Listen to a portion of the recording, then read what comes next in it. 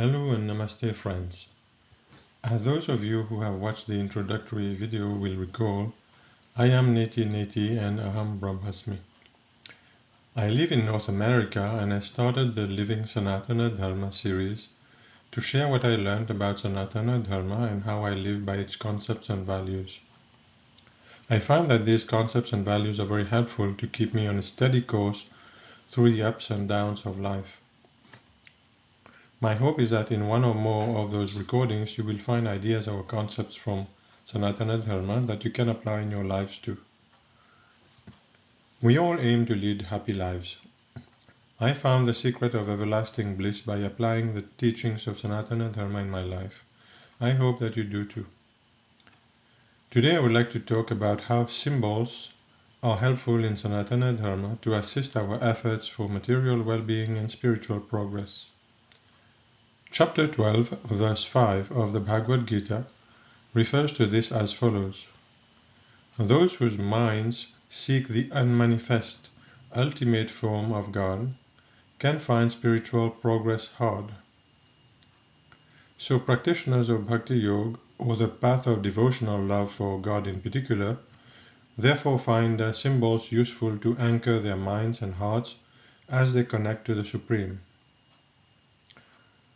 As mentioned in the YouTube recording about yoga, it is useful to understand the purpose of the symbols through Gyan Yoga, that is spiritual knowledge, so that practitioners of Bhakti Yoga can put their full intent, feelings and intellect in their practice, and thereby obtain even more spiritual benefits. This YouTube recording will therefore focus on a few common symbols of Sanatana Dharma and offer insights on what the various aspects of these symbols represent and what are their benefits to practitioners.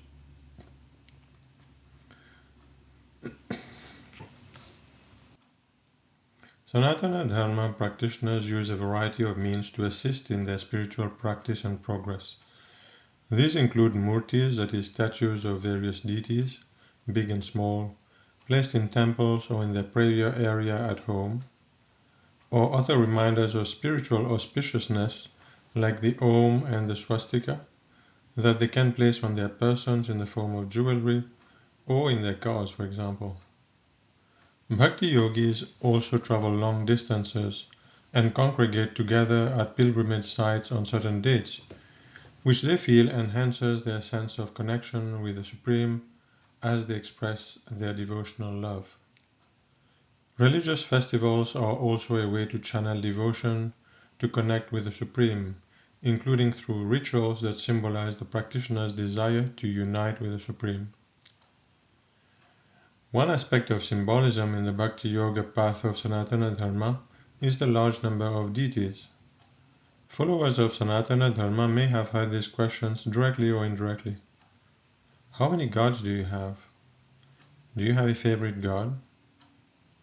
It's not that there are many gods, or rather deities, but under Sanatana Dharma's unique, large umbrella approach, its followers can create their own spiritual practices from any of the four main paths of yoga and select any particular Ishtadev or Devi, that is their preferred deity, who appeals the most to them at any particular point in their lives. Underlying this spiritual freedom is the understanding that people have different prarabdha karmas, which constrain or enable their spiritual progress in any given life.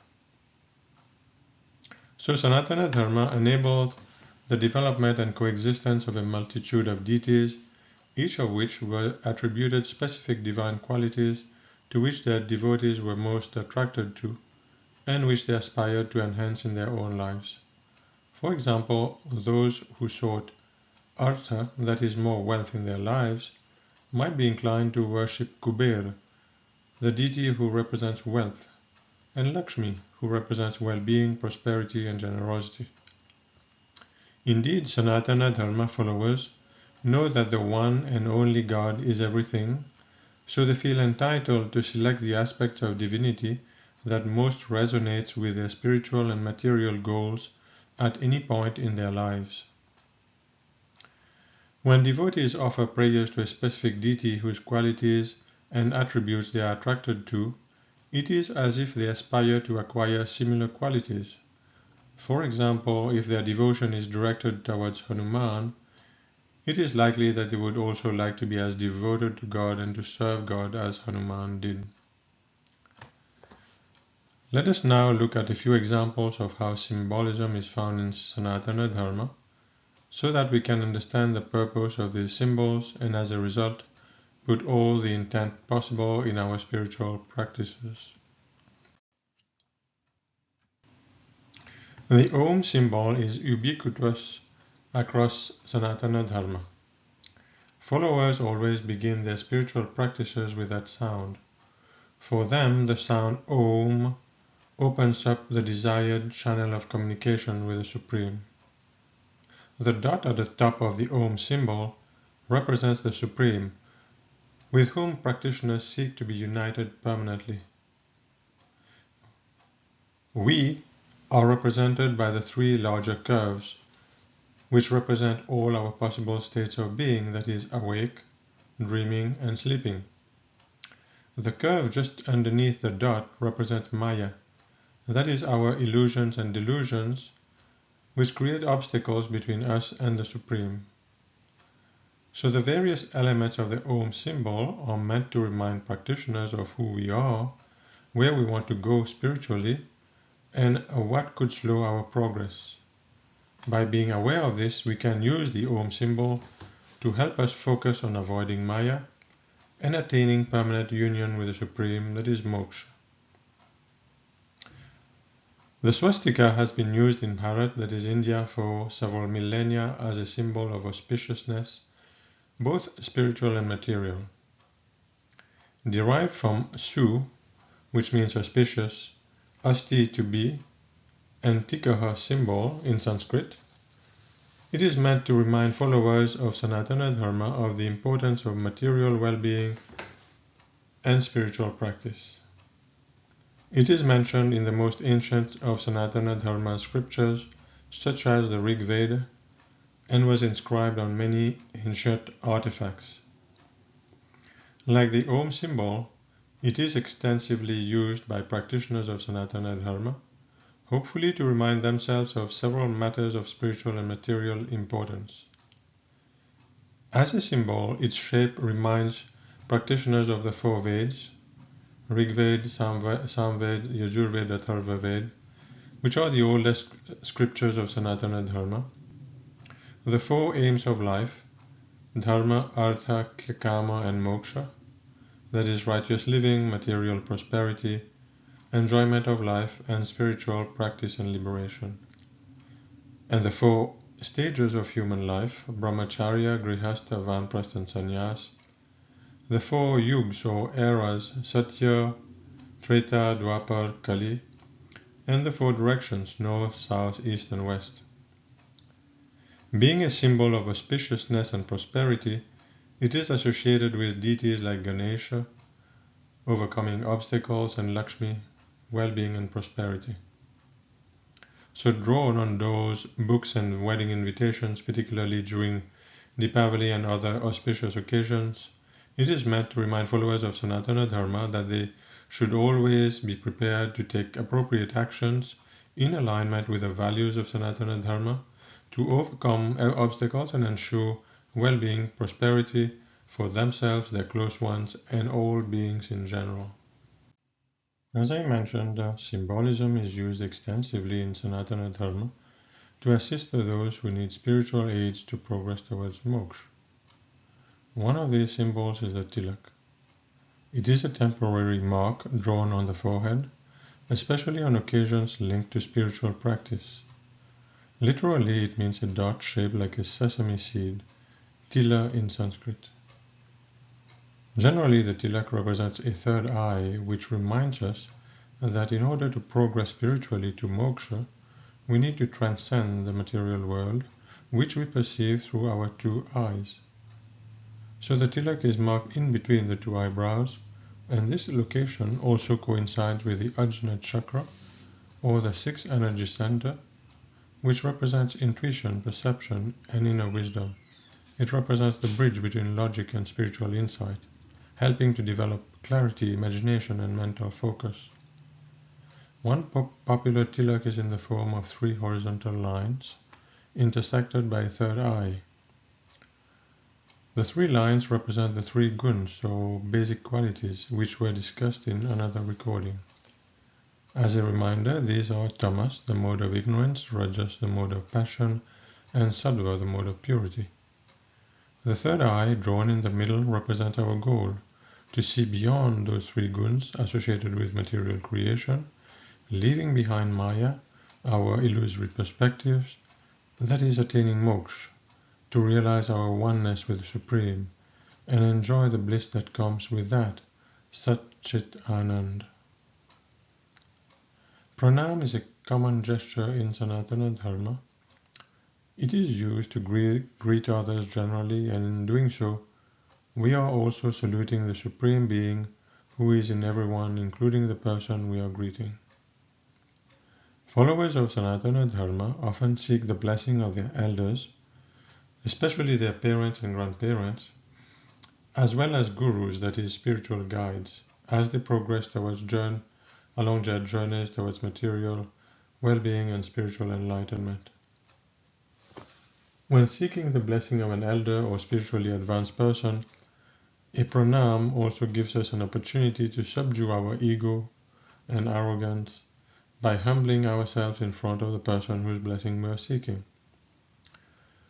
Overcoming the ego is a key goal to attain if one is to progress spiritually. The person giving the blessing touches the top of the head of the person seeking the blessing with their outstretched right palm, and can also say a few words in Sanskrit that relate to what they believe is the blessing sought. The person giving the blessing has the opportunity of earning punya, or positive karma, by offering the blessing sought. When the elder or the guru touches the other person's pranamaya kosh through the contact of the elder's or guru's palm and the other person's sahasrara chakra, that is the spiritual energy center for spiritual connection situated at the top of the head, the person seeking the blessing may be able to trigger within themselves the dispositions needed to activate the abilities needed to mobilize in order to work towards their objectives. The person giving the blessing acts as an external focal point for the person asking the blessing, allowing the latter to draw from their own prarabdha karma what they desire if that is within their karmic potential. Having perceived the blessing, the person may then more confidently proceed to take actions that may lead to their desired goals, if those are attainable by virtue of what is in their karmic account. Idols of Ganesh are very common and found not only in temples but in houses, offices, and cars of followers of Sanatana Dharma. As a deity, Ganesh represents the overcoming of obstacles. Followers of Sanatana Dharma turn to Ganesh as a focal point to concentrate their will and their abilities to overcome obstacles that they may be facing. In so doing, they reach into their prarabdha karma and find the resources needed to face the obstacles with serenity. The typical idol of Ganesh has several symbols that are meant to remind followers about what they should consider for their material and spiritual progress. For example, the axe should remind us to remain detached so as to avoid being impacted by the ups and downs of our karmic consequences. The rope in the left hand is a reminder to make efforts to pull ourselves towards our material and spiritual goals. The large elephant head reminds us that we should make the most of our minds for our material and spiritual benefit. The large ears are about listening more carefully to better understand and be more effective. The right hand, with the swastika raised in blessing, reminds us to aim for a sattvic life that will bring material and spiritual well-being. The large belly is about digesting the good and bad impacts of our karma with serenity. The single tusk reminds us to focus on what is aligned to dharma, and the broken tusk to cast away negativities. As a pest, the mouse is a reminder to control our desires to avoid frustrations due to desires that cannot be fulfilled. The trunk flexing to pick up the sweet modak reminds us to be flexible in our spiritual path to attain moksha and the bliss of union with the Supreme. The Shiva Linga is another ubiquitous symbol in Sanatana Dharma, found in most temples and homes. It is one of the most ancient symbols as well. Creation is very meaningful to devotees, and they have used this symbol of creation to channel their worship towards the Supreme Creator. The Shivaling is the Shiva Shakti symbol and shows the union of the two. The vertical ling part represents the unmanifest Supreme Being, and the horizontal part symbolically represents the created manifested universe. This symbol can also remind practitioners of the endless cycle of birth, life, death, and rebirth. Hanuman represents the ideal bhakti yogi. In the Ramayana, when Hanuman is said to open his heart to show that Sri Rama is inside his heart, it is meant to convey to us that an ideal devotee should aim to have God in their heart at all times. In other words, be aware of the ultimate reality, that is, we are one with God. Hanuman is also meant to inspire us to sacrifice our self-interest and to serve deserving others without any expectations of personal benefit. Regrettably, images of Hanuman often show him as a monkey. This makes the Ramayana sound like a fantasy tale instead of the spiritual guidance scripture and the itihasic, that is, historical record that it is. It is more likely that the Vanaras who helped Sri Rama, including Hanuman, were men living in the forest of southern Bharat in Treta Yuga. In Sanskrit, Van means forest and Nar means man. In the Ramayana, we learn that Ravana, the evil ruler of Lanka, was very intelligent and knowledgeable in the scriptures of Sanatana Dharma. This is symbolized by his 10 heads. The 10 heads also symbolize Ravana's negative qualities, that is, anger, hatred, arrogance, greed, lust, delusion, attachment, jealousy, selfishness, and ego. As a result of his negativities, he misinterpreted or disregarded his spiritual learning and committed many offenses and crimes, causing much suffering to others and thereby accumulating a lot of negative karma. When the Lord, in the form of Sri Ram, cut off Ravan's 10 heads, it symbolizes the opportunities that Ravan had to reject his negativity and evil actions, thoughts, and words, and to take a sattvic path in alignment with the values of Sanatana Dharma and to seek moksha. In the Ramayana, however, Ravan grew back these 10 heads, and this symbolizes that he disregarded opportunities to improve and that he continued along a negative tamasic and rajasic path. The Sanskrit saying Vinash Kale Viprit Buddhi translates to when one's destruction is imminent, their intellect becomes perverted or works against their best interest. So, for practitioners of Sanatana Dharma, this part of the Ramayana teaches us to beware of our mind and its inclinations. Sri Ram cutting off the 10 heads also symbolizes that if we turn towards God through any path of yoga, we will leave our negativities behind us as we progress spiritually. One of the 10 values of Sanatana Dharma is Swadhyaya, that is self-reflection, and we should cultivate this value to ensure that our mind remains our greatest friend, not our enemy. Indeed, in the Bhagavad Gita, chapter 6, verse 5, Sri Krishna also reminds us of this. By the mind, one should raise the self. One should not allow the self to sink by one's mind. The mind alone is the friend of the self, and it alone can be the enemy of the self.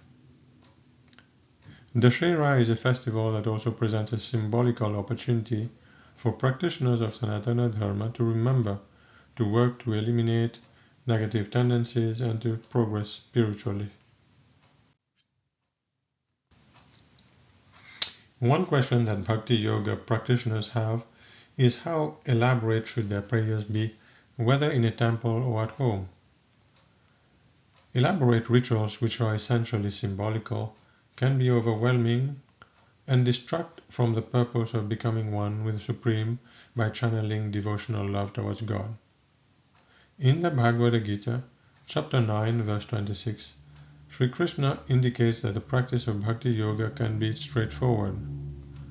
Whoever offers me with devotion a leaf, a flower, a fruit, or a little water, that offered devotedly by the pure-minded, I accept.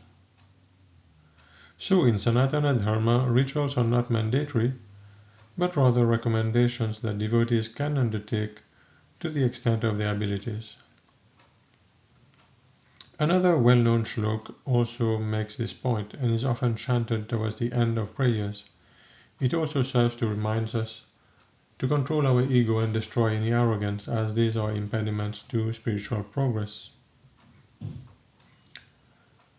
Avahanam najanami visarjanam pujam chaiva najanami shamasva parameshvara mantrahinam kriyahinam bhaktihinam janardanam yata pujitam maya deva paripurnam tadastu me, which means, I do not know how to invoke you, O God, nor do I know how to live at the end of my prayer.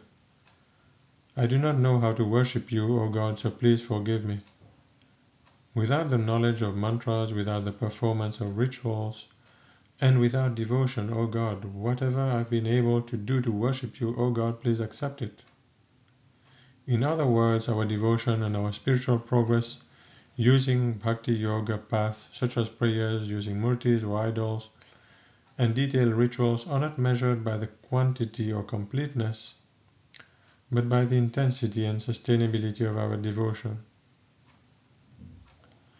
Places of pilgrimage are also subject to the same notions. When we think of Vrindavan, for example, what comes to our mind? Vrindavan is a town in current-day Bharat, that is India. It is one of the many pilgrimage centers in Bharat. We know the story of Sri Krishna in Dwapara Yuga. Sri Krishna, in his childhood, went along with the population of Gokula to Vrindavan, a forest with abundant grasslands next to the river. Over there, Sri Krishna played his Leela of divine love with cows, gopis, including one gopi called Radha. Now Radha and the other gopis represent the individual souls who seek union or yoga with the Supreme through devotional love or bhakti yoga. We are those. We are Radha and the other gopis. Radhi means God in the aspect of welcoming the individual soul's devotion or bhakti as we seek to become one with the Supreme always, to experience Satchitananda. That is the bliss of always being aware of the reality. So in addition to being an actual physical location, more importantly, Vrindavan represents a state of being in which we feel that we are one with the Supreme. In other words, we should strive to experience God wherever we are. The setting of the battle of Kurukshetra as described in the Mahabharata signifies the internal and external struggle faced by individuals. The conflict represents the battle between good and evil, dharma and adharma, within oneself and in the world. The passenger, Arjuna, represents the individual soul or self, which is the true owner and resident of the body, guided by intelligence. Arjuna therefore represents us. The chariot represents the physical body through which we navigate the material world. The 5 horses pulling the chariot symbolize the 5 senses: tasting, seeing, hearing, smelling, and touching. They represent the powerful and often unruly nature of the senses, which need to be controlled for a spiritual, uplifting, meaningful journey through our lives. The reins which the charioteer uses to control the horses symbolize the human mind. The mind is a tool that can either control or be controlled by the senses. We can allow our senses to constantly occupy our minds, for example, by watching TV, reading posts on social media, listening to all kinds of news, enjoying the taste and aromas of tempting foods, etc. Or we can realize that we have been given tools like a mind and senses to navigate through life meaningfully, and we need to be constantly in control of these tools. The charioteer in this image, Sri Krishna, symbolizes divine guidance that can best guide our mind to control our senses and direct us in our body towards our legitimate material and spiritual goals. We can choose, like Arjuna, to hand over the reins of guidance to the Supreme or not. If we accept to be enlightened and guided by God, we are more likely to lead a sattvic life and attain moksha.